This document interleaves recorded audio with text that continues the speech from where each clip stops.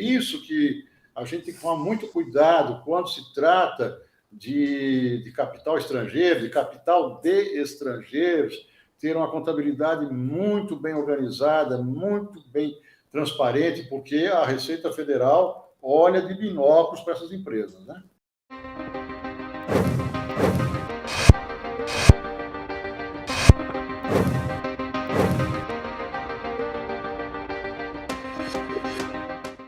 Boa noite, contadores e contadoras. Meu nome é Bruno Braga e eu estou aqui mais uma noite reunido com meus amigos Breno Negreiros e Irapuã Negreiros para um Atos Societários na Prática. E hoje nós vamos aprender como atrair novas fontes de faturamento por meio de atos societários, mais precisamente aprendendo a executar a extinção de uma empresa com repatriamento de capital de investidores estrangeiros. Boa noite, meus amigos. Boa noite, pessoal. Eu sou o Breno Negreiros, 21 anos aí de atividade na área contábil. O assunto que a gente vai abordar hoje, ele é muito interessante, como a gente já comentou em outras oportunidades, sobretudo para as regiões que recebem muito estrangeiro visitando o país. Então, fica antenado com a gente aí, que a gente tem um conteúdo hoje muito interessante para poder passar para vocês. Boa noite a todos. Eu sou Irapuã Negreiros, contador e empresário contábil, com 50 anos de atividades ininterruptas. E estamos aqui hoje para mais um bate-papo sobre esse assunto tão interessante que já foi anunciado aí. Lembrando ou esclarecendo que, na verdade, esse assunto que a gente traz hoje é uma continuação do assunto tratado no vídeo anterior, no vídeo da semana passada.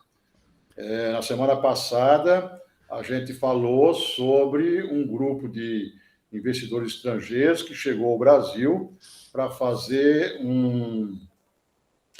com o objetivo de constituir uma empresa com objeto de empreendimento imobiliário.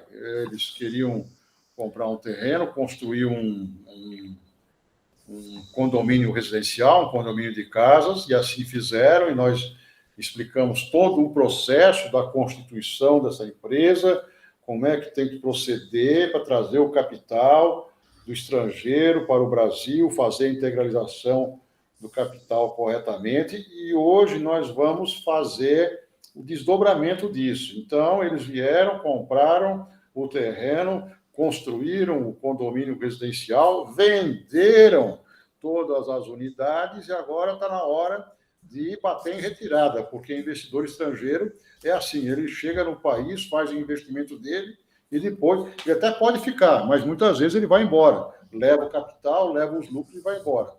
E hoje, então, a gente vai justamente mostrar para os nossos colegas contadores e contadoras como é que é esse processo, né, da extinção dessa empresa, o repatriamento do capital e tudo mais.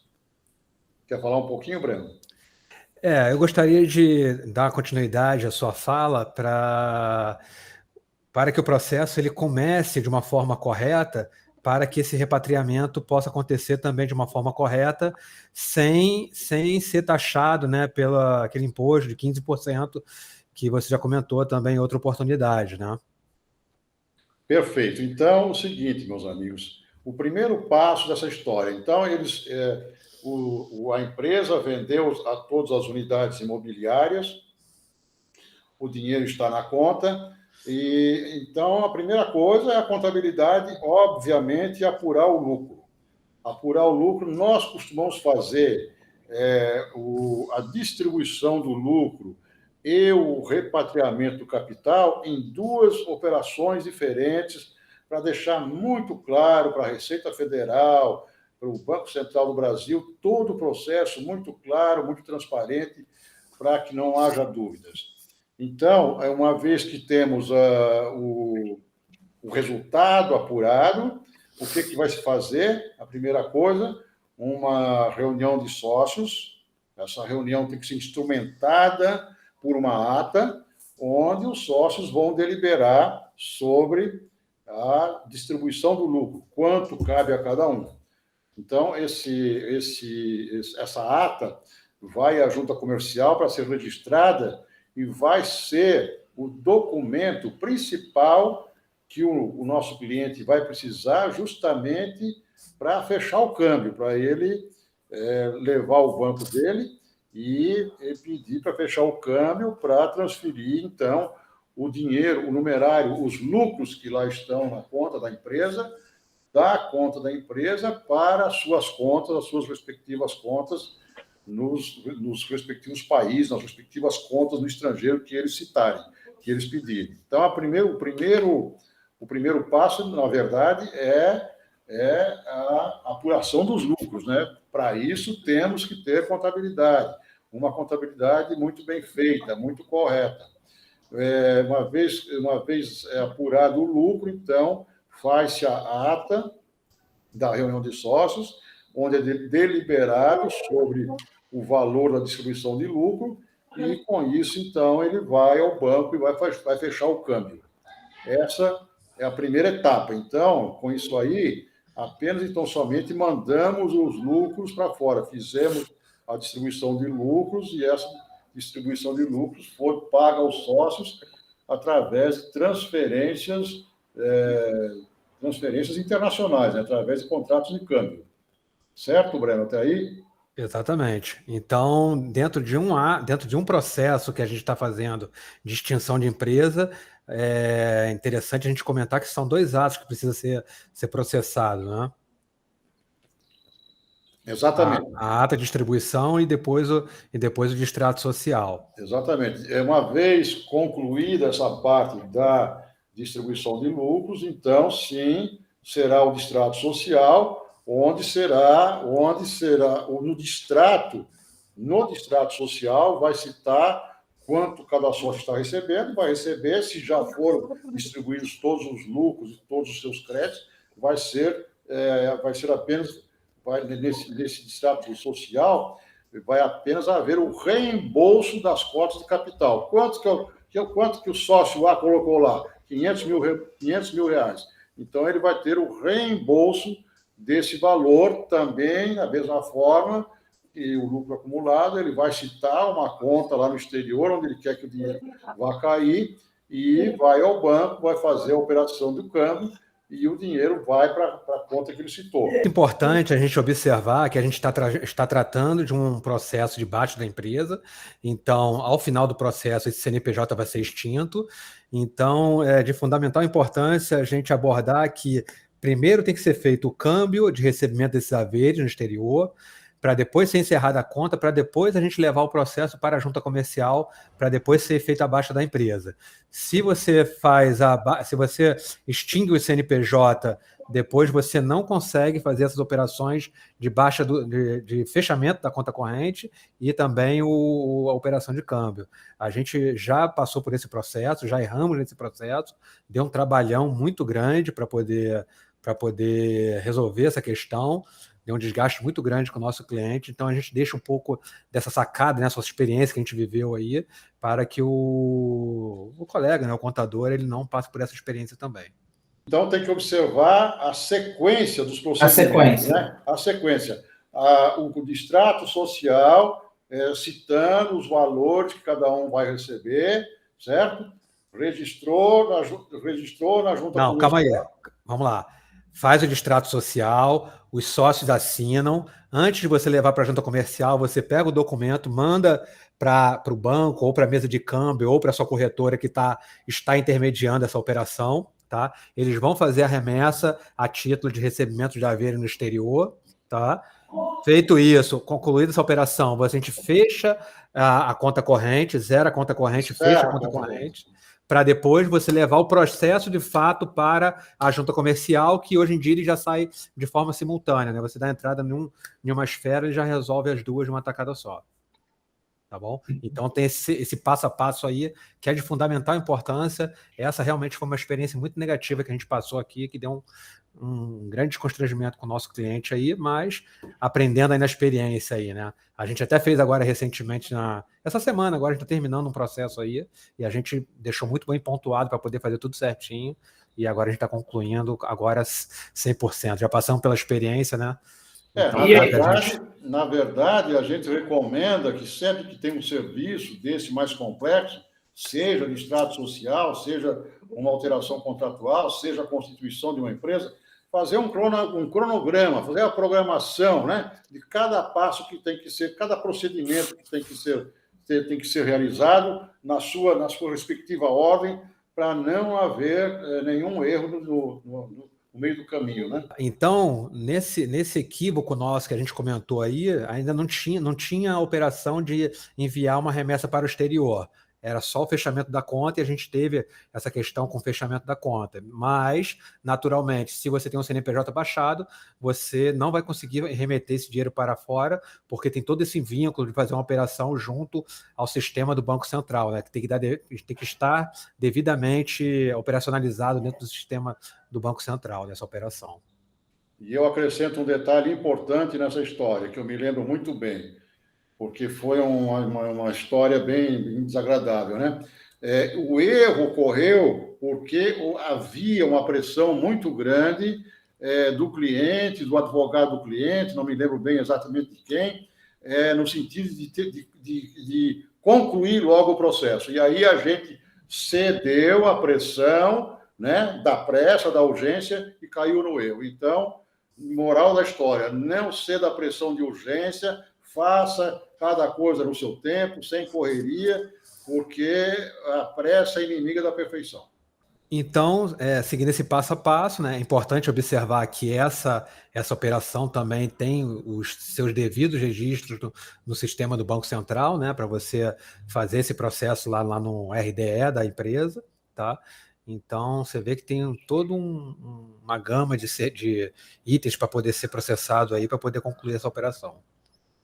Então, eu diria, eu recomendo mais uma vez, no sentido do colega, quando for pegar um trabalho desse, que é um trabalho sofisticado, é um trabalho complexo, que dá para cobrar bem, fazer um cronograma, fazer o passo a passo de todos os procedimentos que vão precisar ser realizados. Discuta isso com o teu sócio, discuta isso com o teu colega de trabalho, discuta isso com alguém, para ver se realmente o passo a passo está correto, não está faltando nenhum item, e para fazer um serviço bem feito, porque pode até demorar um pouquinho mais, mas saindo um serviço bem feito, o cliente vai ficar satisfeito e você vai poder cobrar melhor os seus honorários.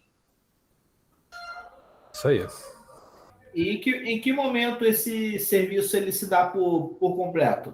Qual é a finalização?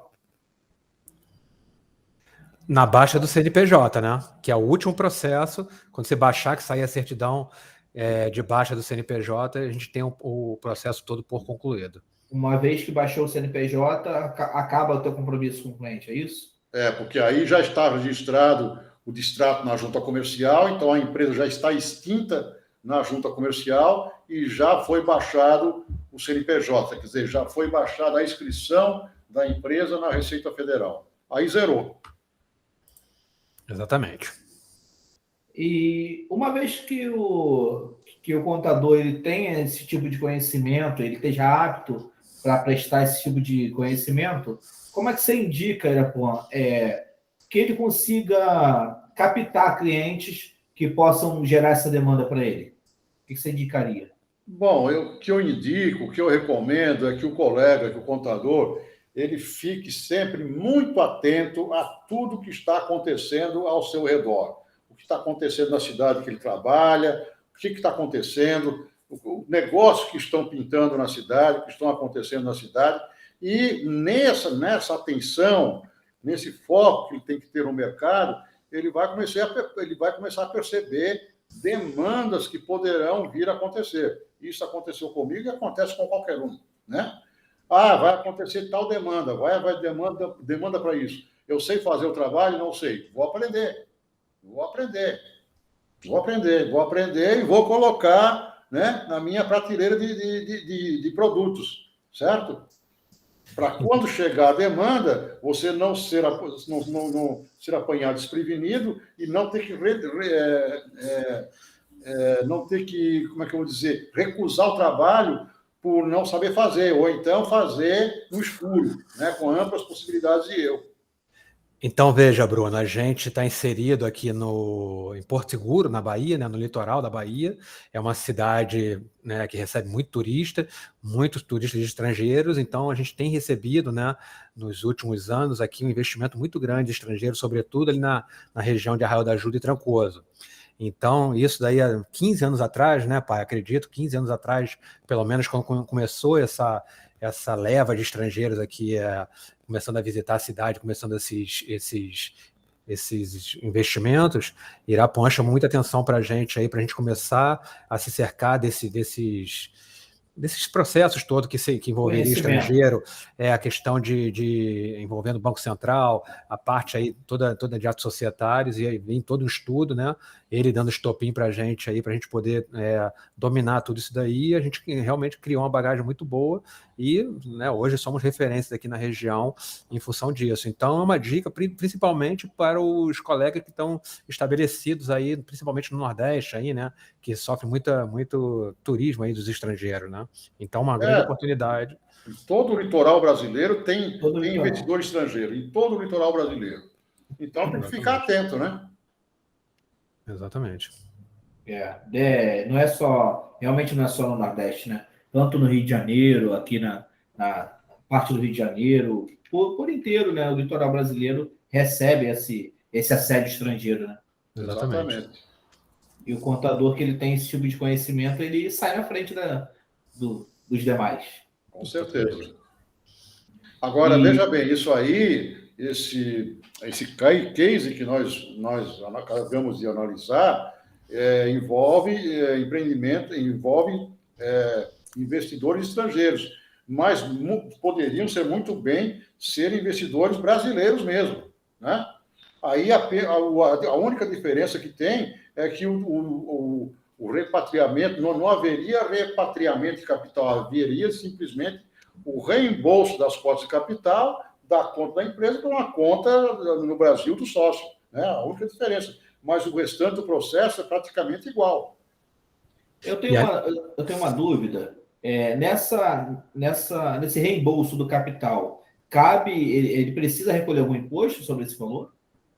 Não. O sócio? Não. Quando é reembolso de capital, simplesmente não. Agora, veja, voltando ao caso de investidor estrangeiro, se o investimento foi feito corretamente, ele vai fazer o repatriamento sem nenhum imposto. Agora, se o dinheiro não veio corretamente, vai pagar imposto, sem necessidade. Aí você vai perguntar, como é que seria isso incorretamente? Por exemplo, vou dar um exemplo clássico. O nome dele é João da Silva, tá? Português. Então, muito bem, o seu João da Silva constituiu a empresa dele aqui, ele é sócio da empresa. Para integralizar o capital, o dinheiro vai ter que sair da conta dele, João da Silva, de alguma parte do mundo e vir para a conta da empresa dele aqui no Brasil. O dinheiro não saiu da conta dele, saiu da conta da esposa dele, do irmão dele, do amigo dele, veio para cá. Essa integralização foi feita incorretamente. Não estou dizendo que foi ilegal, mas foi incorreta porque o dinheiro saiu de uma conta que não era dele, entendeu? E aí, para ele repatriar esse dinheiro, vai ter que pagar 15% de imposto.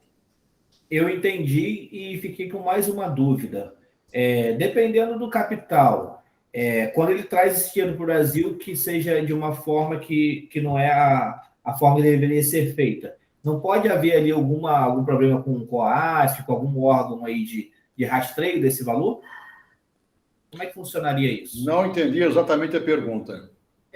Vamos dizer que eu seja um estrangeiro e eu e minha esposa somos estrangeiros e eu quero fazer um investimento no Brasil.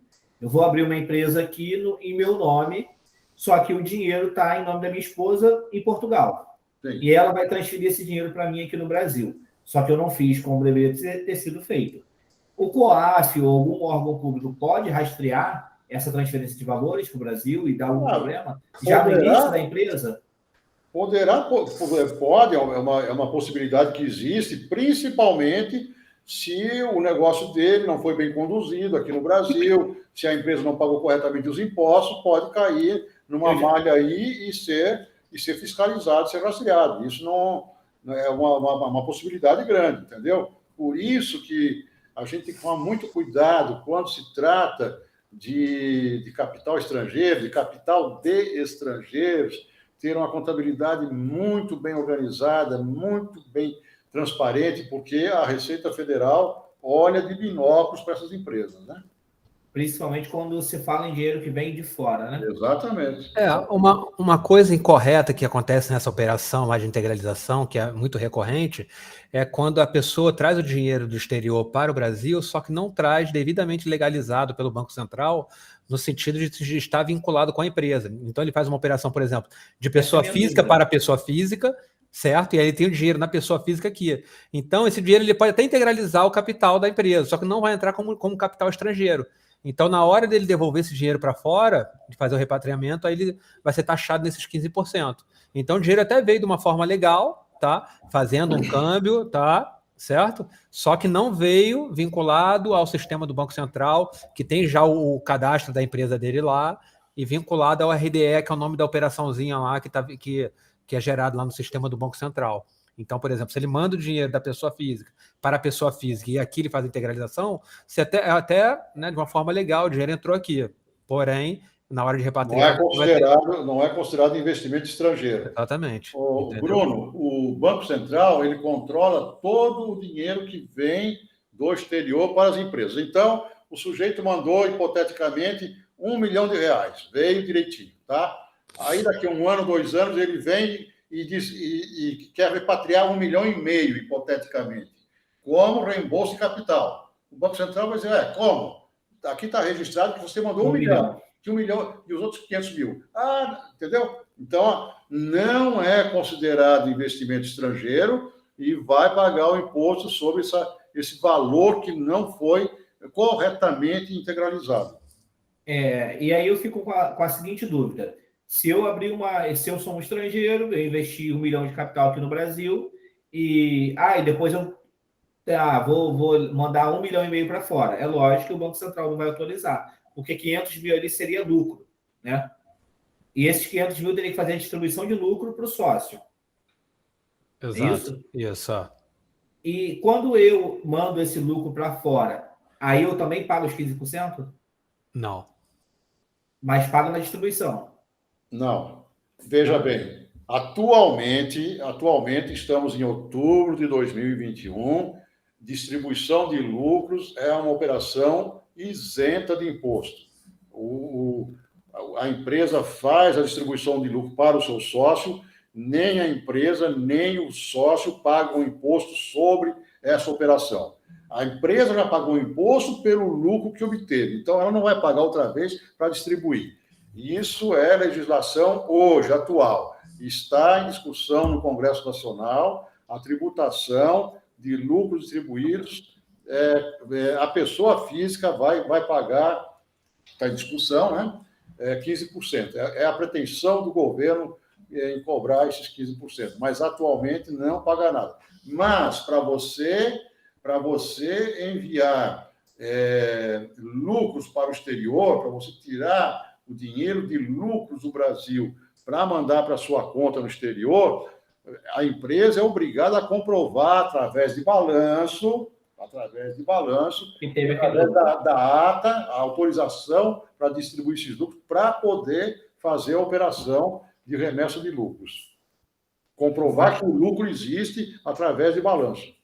Mas, então, independente do meu regime tributário, se eu esteja no Simples Nacional, lucro real, lucro presumido, e eu seja brasileiro ou estrangeiro, eu não pago nada para distribuir esse lucro de imposto? Não, atualmente não. Atualmente não, qualquer que seja o regime.